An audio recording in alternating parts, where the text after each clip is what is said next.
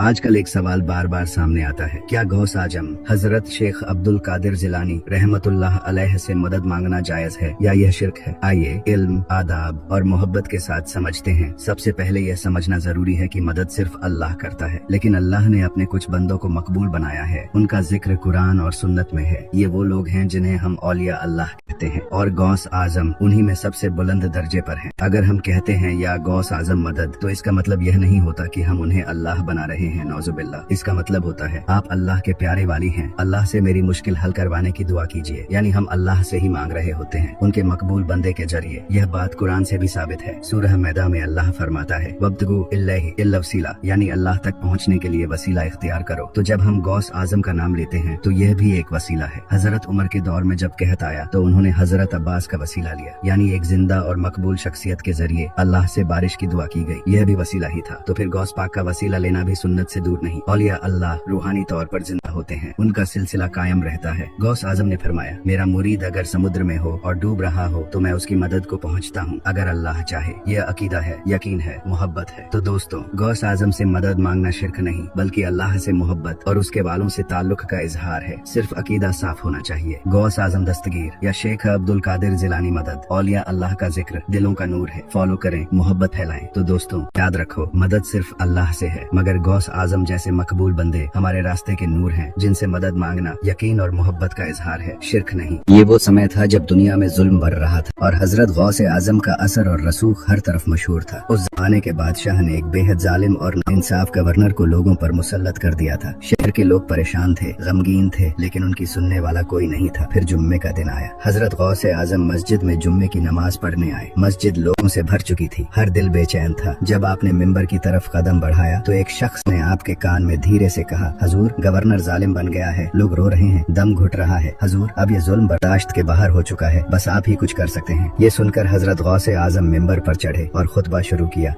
उनका लहजा सख्त था, उनकी बातों में जलाल था।